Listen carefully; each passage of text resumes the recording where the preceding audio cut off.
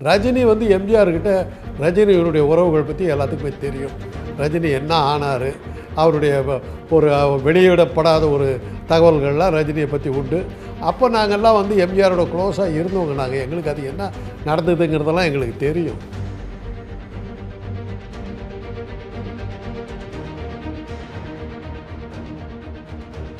அவங்க சிஏஜியினுடைய அறிக்கைப்படி எம்ஜிஆர் ஆட்சியில் இருந்த அந்த 9 ஆண்டு காலம் தமிழ்நாட்டில் ஒரு வளர்ச்சி பணியுமே நடைபெறவில்லை. எம்ஜிஆர் அடிக்கல் நாட்டி ஏதாவது ஒரு கட்டடம் இருக்குதான்னு பாருங்கள், எம்ஜிஆர் அடிக்கல் நாட்டி ஏதாவது ஒரு பாலம் இருக்குதான்னு பாருங்கள், எம்ஜிஆர் அடிக்கல் நாட்டி ஏதாவது ஒரு கல்லூரி இருக்குதான்னு பாருங்கள், எம்ஜிஆர் அடிக்கல் நாட்டி ஒரு தொழிற்சாலை இருக்குதான்னு பாருங்கள். எதுவுமே இருக்காது. எம்ஜிஆர் என்ன செஞ்சாருன்னு முதல்ல அதை சொல்லுங்கள், அப்புறம் மற்றது நீங்கள் என்ன செய்ய பாருங்கிறத பார்த்துக்கலாம்.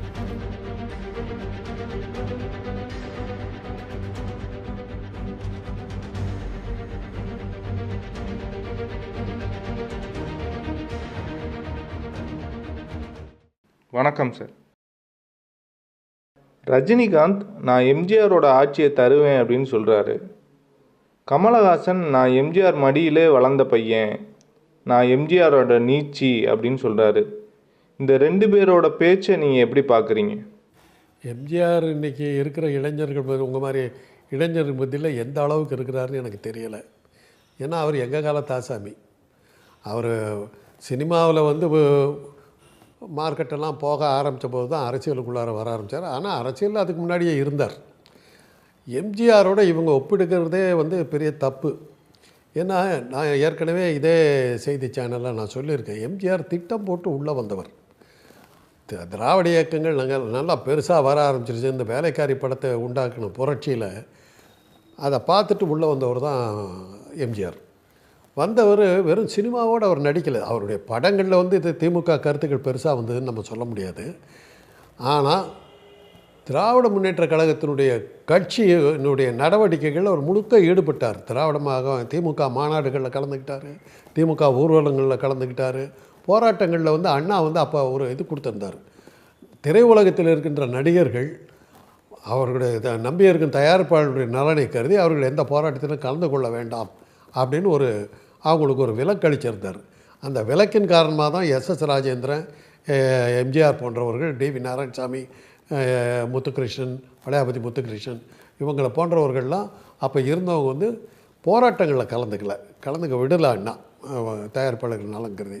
அதனால் எம்ஜிஆர் போராட்டங்களில் கலந்துக்கலையே ஒழிய அரசியலில் வந்து தீவிரமாகவே இருந்தார்.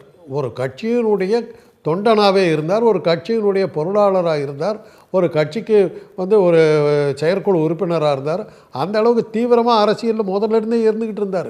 நடிகராக அவர் தொழில் நடிகர், ஆனால் அவர் வந்து அரசியல்வாதி, அதுவும் 2ஆவும் இருந்தார் அவர். இவங்க அந்த மாதிரி இல்லையே. நேற்று வரலும் கமல் ஒரு கட்சியில் இல்லை.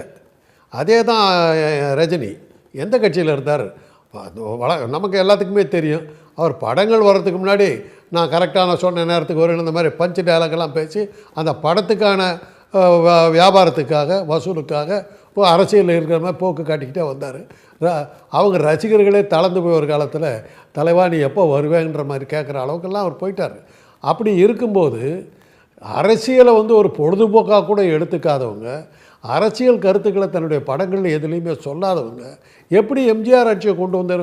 எம்ஜிஆர் மடியில் தவழ்ந்தாருனாக்கா அர்த்தமே புரியல. யாரோ ஜோக்காக தான் போட்டாங்க.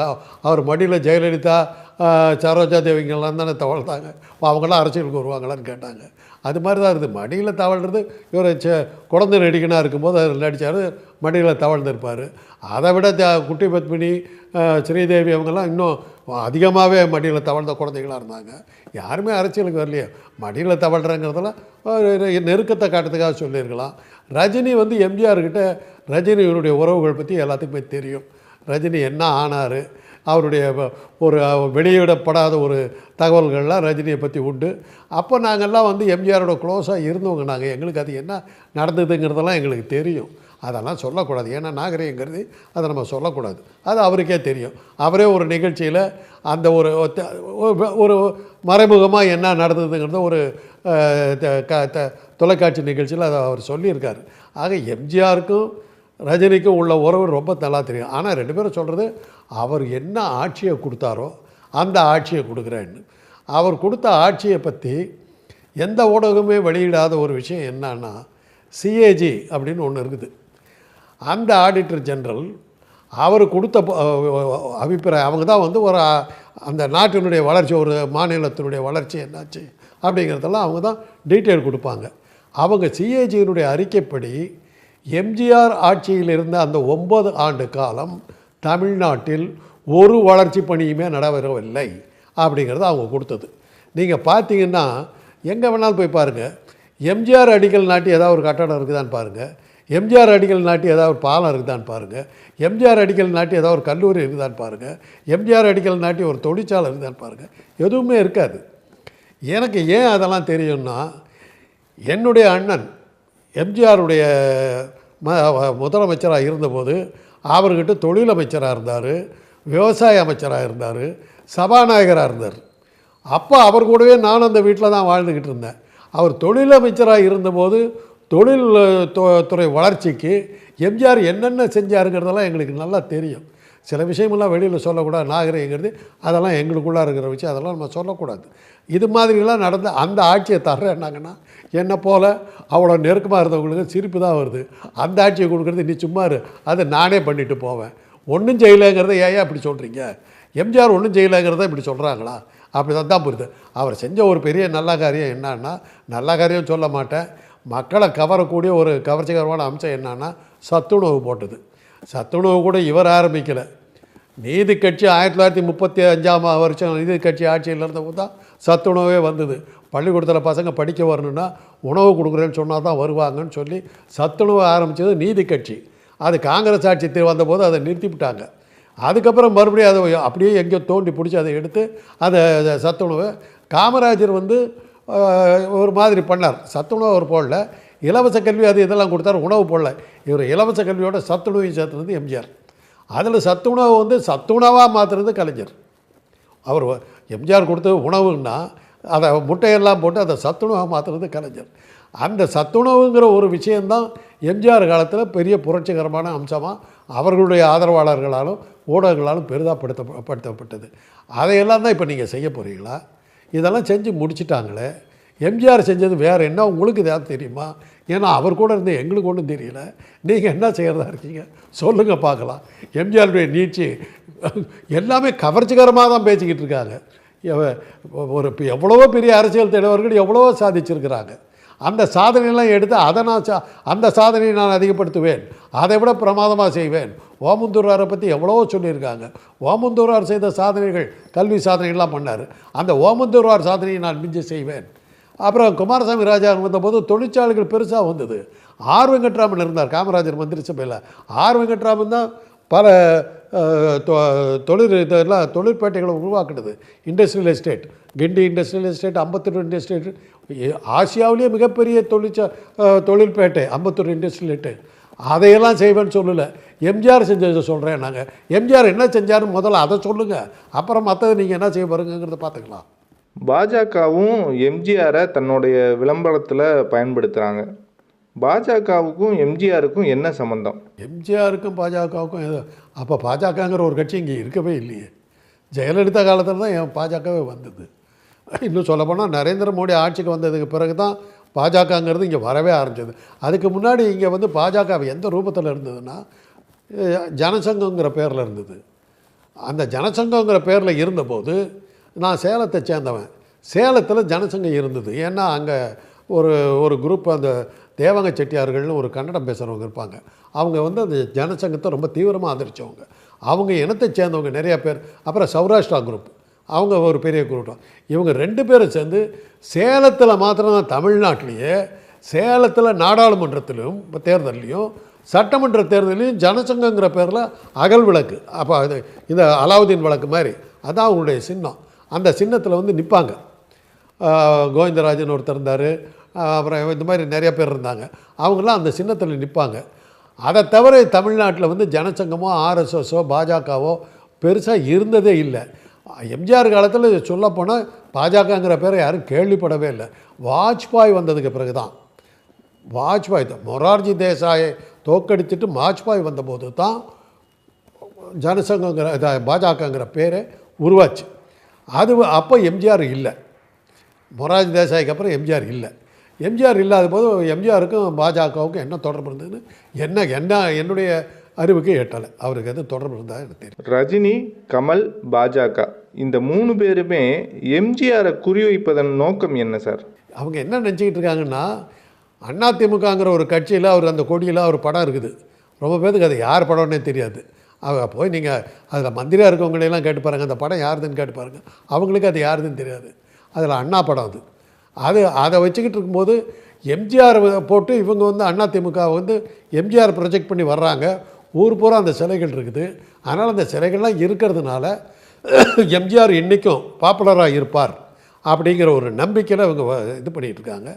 நான் வந்து ஒரு கல்லூரியிலலாம் வாத்தியராக இருக்கேன், பேராசிரியராக இருக்கேன், இன்னும் இருக்கேன், இப்போயும் இருக்கிறேன். என்னுடைய மாணவர்கள்ட்ட உங்கள் ஏஜ் குரூப்புக்கிட்ட கேட்டால் எத்தனை பேர்த்துக்கு எம்ஜிஆர் தெரியுது சொல்லுங்கள் பார்க்கலாம். நீங்கள் இந்த புதிதாக வர்ற வாக்காளர்களுக்கு யாருக்குமே எம்ஜிஆர் பற்றி தெரியாதுங்க.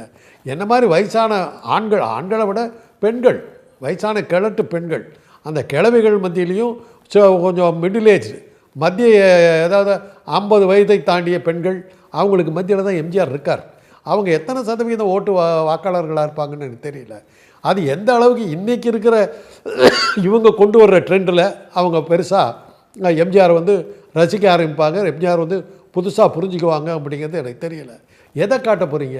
எம்ஜிஆர் பேர் சொன்னாக்கா இன்றைக்கி அது மாணவர்கள் மத்தியிலையோ இளைஞர்கள் மத்தியிலையோ அது ஒரு பெரிய வார்த்தை இல்லை, பெரிய சக்தி இல்லை. அது இவங்க முதல்ல அதை புரிஞ்சுக்கணும். ஏன்னா இவங்களே ரஜினியும் கமலுமே இன்றைக்கி அவுடேட்டட் ஸ்டார்ஸ். அதை நீங்கள் ஒத்துக்கணும். இன்றைக்கி அவங்க படங்கள்லாம் ஓடாமல் போயிடுச்சு. அவங்களுக்கு புது படம் இல்லை. கமல் அனௌன்ஸ் பண்ணி பார்த்தார் 2-3 படம். எந்த படத்துக்கு நோ டேக் ஆஃபே ஆகலை, அப்படியே நிற்கிது. ரஜினி வந்து வருஷத்துக்கு 1 படம் 2 படம் 1/2 படம் 1/4 படம்னு ஓட்டிக்கிட்டு இருந்தவர் சமீப காலமாக அவருடைய படங்கள் எதுவுமே ஓடலை. இவங்களையே ஓரங்கட்டிட்டு இன்றைக்கி விஜய் சேதுபதி, சிவகார்த்திகேயன், அப்படி அந்த மாதிரி புது ஸ்டார்ஸ் நிறையா வந்துட்டாங்க. அப்படி இருக்கும்போது இவங்க இந்த 2 அவுடேட்டட் ஸ்டாரு இன்றைக்கி காணாமல் போய் இன்னொரு எம்ஜிஆர் தூக்கிட்டு வந்து நிறுத்தினா என்ன, எப்படி எடுபட போகிறாங்க புரியலை. அவங்க நம்புகிறாங்க, எனக்கு தெரியல. நான் எங்கள் கூடவே வளர்ந்த எம்ஜிஆரை நானே மறந்துட்டேன். அப்புறம் இவங்க எப்படி ஞாபகம் வச்சு எப்படி திருப்பி கொண்டு வர போகிறாங்க, என்ன செய்ய போகிறாங்கன்னு தெரியல. 50 ஆண்டுகால திராவிட ஆட்சி மோசம்னு சொல்கிறாங்க. ஆனால் அதில் எம்ஜிஆரை மட்டும் புகழ்கிறாங்கன்னா அந்த அரசியலை புரிஞ்சுக்கவே முடியலையே. அது அவங்க எம்ஜிஆர் வந்து திராவிடம் இல்லைன்னு நினச்சிக்கிட்டு இருக்காங்க. அதுதான் காரணம். ஏன்னா எம்ஜிஆர் அப்படி தான் இருந்தார். திராவிட இயக்கம்னாவே கடவுள் மறுப்பு, நாத்திகம், பகுத்தறிவு இதெல்லாம் இருந்தது. அதெல்லாம் அவர் செய்யலை. மூகாம்பி கோயிலில் கொண்டு போய் அறிவாளை கொடுக்குறது, அதெல்லாம் இந்த மாதிரிலாம் பண்ணிக்கிட்டு இருந்தார். அப்படி இருக்கும்போது பல வகையில் அந்த கொள்கையெல்லாம் விட்டடிச்சிட்டு அவர் போட்ட கொள்கையை அவருக்கும் தெரியாது. அது வேறு. திராவிட இயக்க பிற்பட்ட, ஆனால் சில விஷயங்களில் எம்ஜிஆர் ரொம்ப தீவிரமாக இருந்தார். இடஒதுக்கீடு விஷயத்தில் அவர் ரொம்ப தீவிரமாக இருந்தார். மதுவிலக்கு கொள்கையில் ரொம்ப தீவிரமாக இருந்தார். ஆரம்பத்தில் கடையை திறந்து விட்டார். அப்புறம் அந்த பெரிய தோல்வியை ஒன்று அவர் சந்தித்த பிறகு உடனே அந்த கடையெல்லாம் எடுத்து மூடி அறவே நீக்கினார். இதெல்லாம் வந்தது அது அவருடைய திராவிட இயக்கத்தை சம்மந்தப்பட்ட இதுன்னு எடுத்தது. கடவுள் மறுப்போ பகுத்தறிவு பேச்சோ அவருடைய படங்கள்லேயோ எதுலேயுமே இருந்ததில்லை. அண்ணாவை போற்றி புகழ்வதில் அவர் அடிச்சுக்கிறதுக்கு ஆள் கிடையாது. அண்ணாவை புகழ்ந்து போற்றி பேசணுங்கிறதுக்காகவே பல்லாண்டு வாழ்க்கைன்னு ஒரு படம் எடுத்தார். அதில் அண்ணாவை தெய்வமாகவே காட்டுவார். அந்த அளவுக்கு தீவிரமாக இருந்தார். அதெல்லாம் தெரியாமல் அவர் ஒரு திராவிட இயக்கத்தை சேர்ந்தவருக்கு தெரியாமல் திராவிட இயக்கத்தில் வந்து 10ஆம் பொதுவாக சொல்லும்போது எம்ஜிஆர் ஆட்சி மோசன்றதை அவங்க சொல்கிறாங்க. 30 வருஷம் இப்போ அந்த 50 வருஷத்தில் இவங்கெல்லாம் வந்திருக்காங்களே, எப்படி வந்தாங்க? இவங்க காலத்தில் தான், அந்த 50 வருஷம் ஆட்சி காலத்தில் தான் இவங்க படமெல்லாம் வந்தது. இவங்க கோடீஸ்வரம் ஆனது அந்த 50 ஆண்டு வருஷத்தில் தானே. திராவிட இயக்கத்தில் தானே ரஜினிங்கிற ஒரு சூப்பர் ஸ்டாராக வந்தார். காங்கிரஸ் இயக்கத்திலேயே வந்தார், திராவிட இயக்கத்தில் தானே வந்தார். இவரே கோடீஸ்வரம் ஆயிருந்தது காரணம் திராவிட இயக்கம்னா, அப்புறம் இவர் எப்படி திராவிட ஆட்சி வந்து மோசம்னு சொன்னாக்கா சிரிப்பாங்க. நீ எப்படியா வந்தேன்னு கேட்பாங்க. உன்னுடைய படங்கள் நல்லா ஓடினதுக்கு காரணம் என்ன? படத்தொழில் பிரமாதமாக இருந்தது காரணம் என்ன? திராவிட இயக்கம் தானே சினிமாக்காரங்களை உள்ளேயோ கொண்டது. அதுக்கு முன்னால் காங்கிரஸில் சத்தியமூர்த்தியெல்லாம் இருந்தாங்க, கேபி சுந்தராமல் போன்ற நாடக நடிகர்கள்லாம் வந்தாங்கங்கிறது வேறு. அவங்கள பெருசாக ப்ரொஜெக்ட் பண்ணல. அண்ணாவை வந்து அண்ணாவே நடிகராக இருந்தார். பெரிய அரசியல்வாதியாக இருந்தாலும் மேடை நாடகங்களில் அண்ணா வந்து பிரமாதமாக நடித்தார், வில்லனாக வருவார். சிவாஜி கண்ட இந்து ராஜ்யம்ங்கிற படத்தில் சிவாஜி கணேசன் வந்து சிவாஜியாக நடிப்பார். அதில் சிவாஜியாக நடித்ததுனால தான் அவருக்கு சிவாஜி கணேசன் பேர். அதில் காகப்பட்டருங்கிற வில்லனா அண்ணா வருவார்.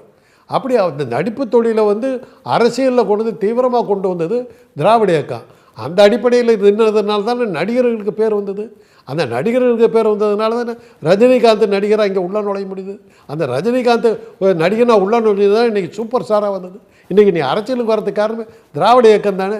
நீ நன்றி சொல்கிறத விட்டுட்டு திராவிட இயக்கம் ஆட்சி எப்படிடா கொண்டு ஒழிச்சு கட்டுவேன்னு சொன்னால் உன்னை நீ மூஞ்சிலே எச்ச துப்பிக்கிற மாதிரி தான் அர்த்தம், வேறு ஒன்றும் இல்லை. ரஜினியும் கமலும் கலைஞர் கருணாநிதியோட நெருங்கிய நண்பர்களாக இருந்தாங்க. ஆனால் கலைஞர் கருணாநிதியோட ஆட்சியை பற்றி பேச மாட்டாங்க. எம்ஜிஆரோட ஆட்சியை தான் புகழ்ந்து பேசுகிறாங்களே. கலைஞர் ஆட்சியை புகழ்ந்து பேசுறது தான் திமுக இருக்குது. இவங்க திமுக எதிர்ப்பாக தானே இவங்களை நிறுத்தி வச்சுருக்காங்க. திமுகங்கிற ஒரு இயக்கத்தை கண்டு பயத்தில் தானே இந்த பிஜேபி வந்து இவங்க எல்லாத்தையும் தூண்டிகிட்டு இருக்குது. ரஜினி தானாக அரசியலுக்கு வர்றேன்னாரு. இன்றைக்கி பாருங்கள், அவரை மிரட்டுறதுக்காக அவருடைய பள்ளிக்கூடங்களெல்லாம் உடனே வரணும்னு ஒரு ஜட்ஜ்மெண்ட் வருது. இத்தனை நாள் வரல, இன்றைக்கி வருது. ஏன்னா 31ஆம் தேதி ஒரு வேளை அரசியலுக்கு வரலன்னு சொல்லிவிட்டாருன்னா ஜாக்கிரதை அப்படின்னு சொல்லி மிரட்ட ஆரம்பிச்சிருக்காங்க. அதுதானே இப்போ நடந்துக்கிட்டு இருக்குது. அந்த மிரட்டலுக்கு பயந்து தானே அவரும் வர்றேங்கிறாரு. அவர் கட்சி ஆரம்பிக்கிறேன்னு அனௌன்ஸ் பண்ணுறதுக்கு முந்தின நாள் 31ஆம் தேதி அனௌன்ஸ் பண்ண போகிறாரு. முந்தின நாள் ஜேபி நட்டா வர்றாரு. எதுக்காக வர்றாரு? மறுநாள் வந்து கட்சி ஆரம்பிக்க மாட்டேன்னு சொல்லிட்டு போகிறாருங்கிறதுக்காக முந்தின நாளே வந்து உட்காந்து வாட்ச் பண்ணுறாரு. இப்படி பயமுறுத்தி கூப்பிட்டு வரும்போது அவங்க என்ன அஜெண்டா கொடுக்குறாங்களோ அந்த அஜெண்டாவை தான் பேசுவாங்க. கலைஞருக்கு தங்க பேனா கொடுத்தவர் தான் விஜயகாந்த். அப்புறம் அவர் ஜெயலலிதாவோட போய் சேர்த்துக்கலையா? சினிமாக்காரங்களுக்கு எந்த மார்க்கெட்டு உள்ள நடிகனை போட்டு சினிமா எடுக்கிறாங்களோ, எந்த மார்க்கெட்டு உள்ள நடிகை கோஸ்டார் ஆக்குறாங்களோ, அதே மாதிரி எந்த மார்க்கெட்டு உள்ள தலைவர் இருக்காங்களோ அதை எடுத்துக்குவாங்க. மார்க்கெட்டை தான் பார்ப்பாங்களோ உடைய கொள்கையோ லட்சியமோ நான் மக்களுக்கு சேவை செய்கிற மனப்பான்மையோ எதுவும் இல்லை. அன்னைக்கு மார்க்கெட்டில் எது விற்கிதோ அதை வாங்கிக்கிட்டு இருப்பாங்க. அதுதான் நடிகருடைய வேலை. அதை தான் அவங்க செய்கிறாங்க. திராவிட கட்சிகளுடைய ஆட்சியில் எம்ஜிஆர் மட்டும்தான் சிறந்த ஆட்சி தந்ததா கமலும் ரஜினியும் பேசுகிறாங்க. அந்த விமர்சனத்தை நீங்கள் எப்படி பார்க்குறீங்க? அதுதான் முதல்ல நீங்கள் இதை கேட்டீங்க. அவரும் திராவிடர் தாங்கிறத நான் தான் எஸ்டாப்ளிஷ் பண்ணிட்டேனே. அண்ணாவினுடைய கொள்கையை தானே அவர் சொன்னார். கொடியிலேயே அண்ணாவோட படத்தை தானே போட்டிருக்காரு. அந்த கருப்பு சிவப்பு தானே இருக்குது. அது திராவிட ஆட்சி தானே.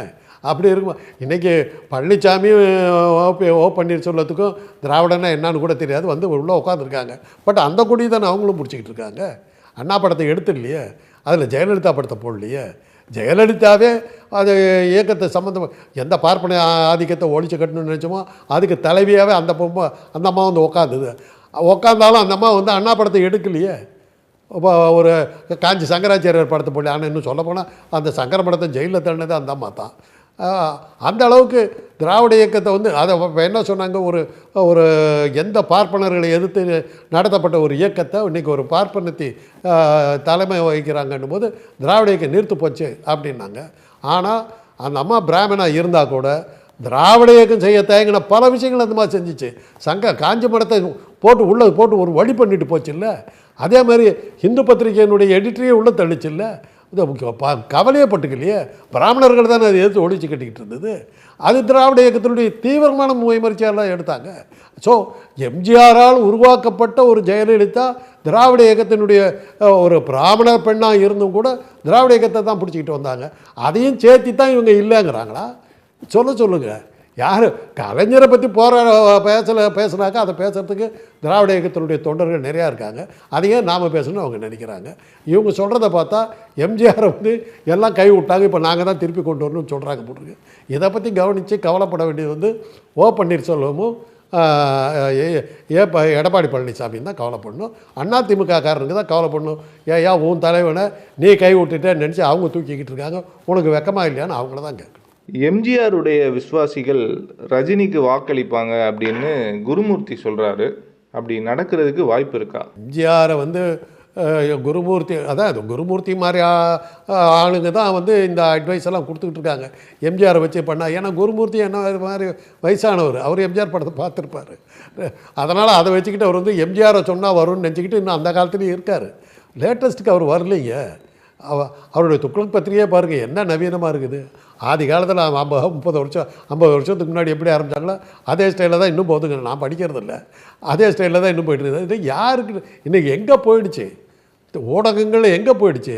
அந்த மாற்றங்கள்லாம் அவங்க பண்ணிக்கிட்டு இருக்காங்களா? அவரே அவுடேட்டட் மேனு. ஆடிட்டராக என்ன பார்க்குறாரோ அது அவருக்கு தான் தெரியும்.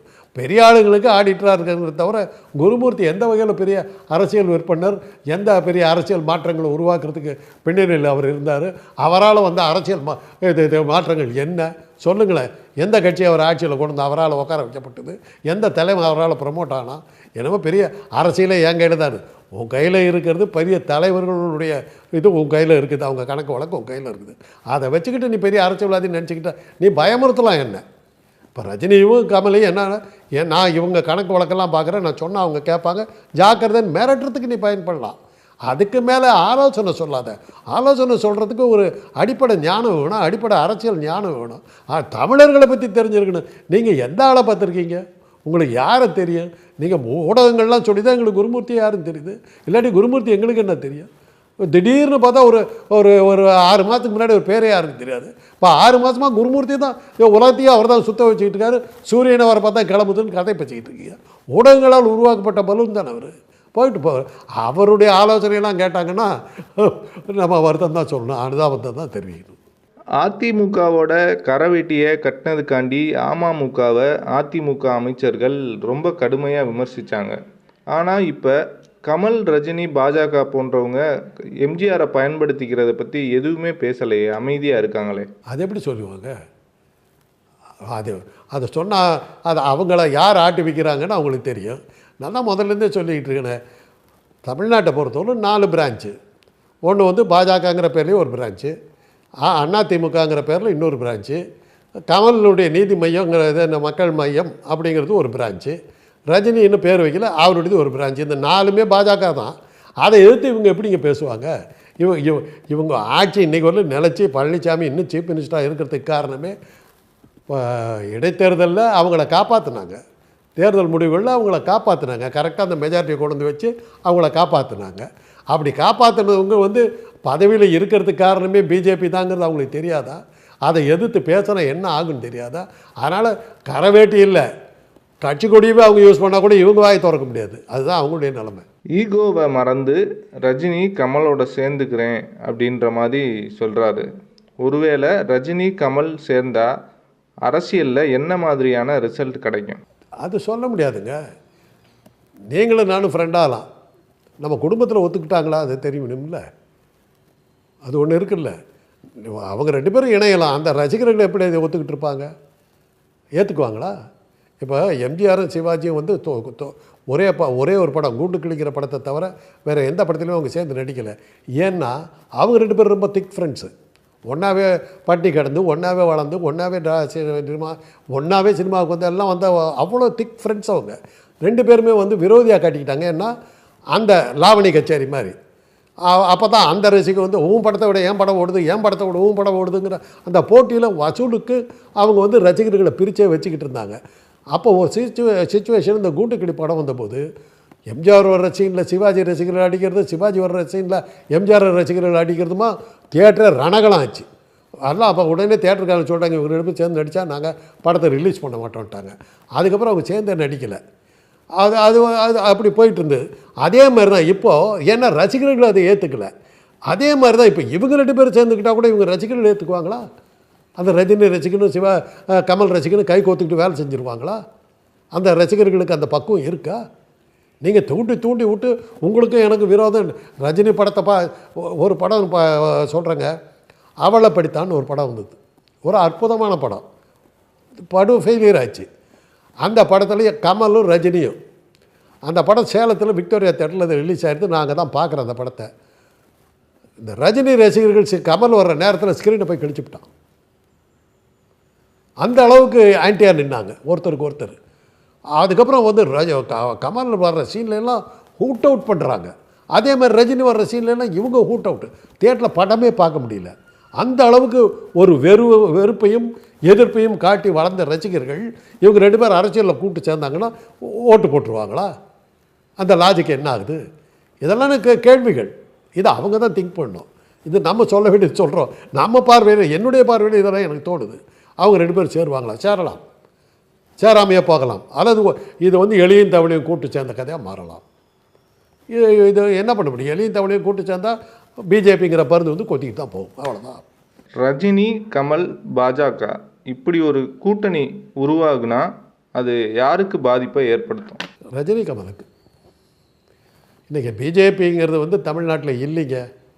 அவங்களுடைய தமிழ்நாட்டு எதிர்ப்பு கொள்கைகள் பயங்கரமாக இருக்குது. தமிழுக்கு விரோதமாக இருந்திருக்காங்க. இடஒதுக்கீட்டில் பெரிய பிற்பட்ட சமுதாயம் தமிழ்நாட்டில் இருக்கிற பிற்பட்ட இந்து சமுதாயத்துக்கு எதிர்ப்பாக இருந்திருக்காங்க. சமஸ்கிருதத்தையும் ஹிந்தியும் குழந்தை திணிக்கிறாங்க. எதோ இன்றைக்கி வந்து பிஜேபின்னாக்கா தமிழ்நாட்டு விரோதிகள்ங்கிறது வந்து உருவாகிருக்குது. இவங்க 2 பேரும் சேர்ந்தாங்கன்னா அவங்க கூட்டோடு தான் நீ இருக்கிறியா, ஆளை விடு அப்படி சொல்லி அவங்க ரசிகர்களே போவாங்க. ஒன்றா சேர்ந்தாங்கன்னா ரஜினிக்கு கமலுக்கு தான் பெரிய பாதிப்பு. அவ்வளோதான் அதில் முடிவு.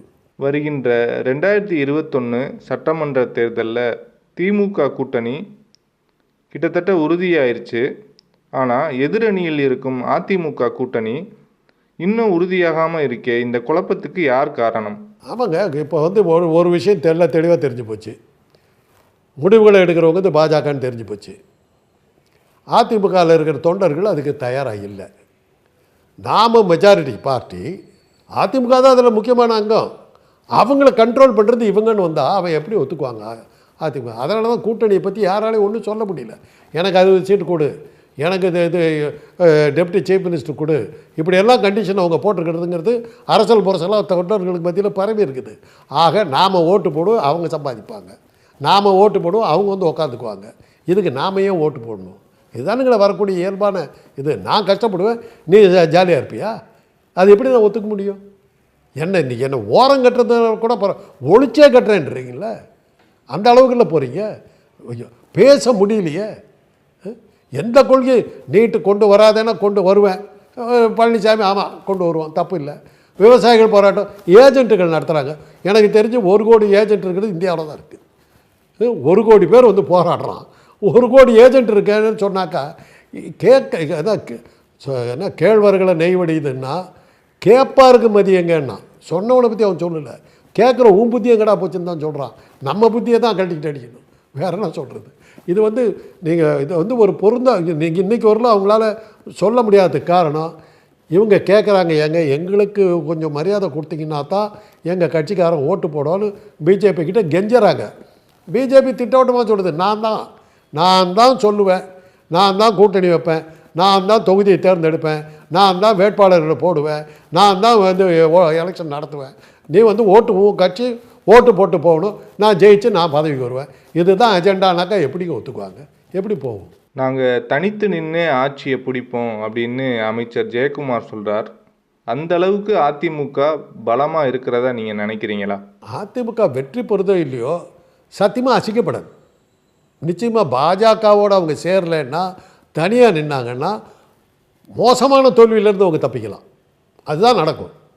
தோல்விங்கிறது உறுதி, அதில் எந்த சந்தேகமும் வேணாம். படுமோசமான தோல்வியிலேருந்து தப்பிக்கிறதுக்கு ஒரே வழி அவங்க பாஜகவோட இருந்தாங்கன்னா அவங்களுக்கு படுமோசமான தோல்வி வரும். அவங்க தப்பிக்கணுன்னா தான் வரும். ஆனால் தப்பிக்க முடியாது, ஏன்னா குடிமை பூரா அவங்க கையில் இருக்குது. தப்பிக்கவே முடியாது. பாஜக கூட தான் நின்னாகும், வேறு வழி இல்லை. மூத்த அரசியல் பார்வையாளராக 2021 தேர்தல் முடிவுகள் எப்படி இருக்கும்னு நீங்கள் கணிக்கிறீங்க? நான் திருப்பி சொல்கிறது ஒன்று தான். வாக்கு எந்திரமும் தேர்தல் ஆணையமும் நேர்மையாக இருந்தால் திமுக வெற்றி பெறுவது உறுதி. அவ்வளோதான். அது நீங்கள் எழுதி வச்சுக்கலாம். இவ்வளவு நேரம் எங்களோட நேரம் ஒதுக்கி பேட்டி அளித்தமைக்கு ரொம்ப நன்றி சார். இந்த காணொலியை காணும் தமிழ் உள்ளங்களுக்கு ஒரு அன்பான வேண்டுகோள். தமிழ் நிறம் சேனலை சப்ஸ்கிரைப் பண்ணிட்டீங்களா? பண்ணலைன்னா மறக்காம சப்ஸ்கிரைப் பண்ணுங்க. சப்ஸ்கிரைப் பட்டனையும் பெல் ஐக்கனையும் உடனடியாக கிளிக் பண்ணுங்க. உங்கள் அன்பும் ஆதரவும் என்றைக்கும் எங்களுக்கு தேவை. நன்றி.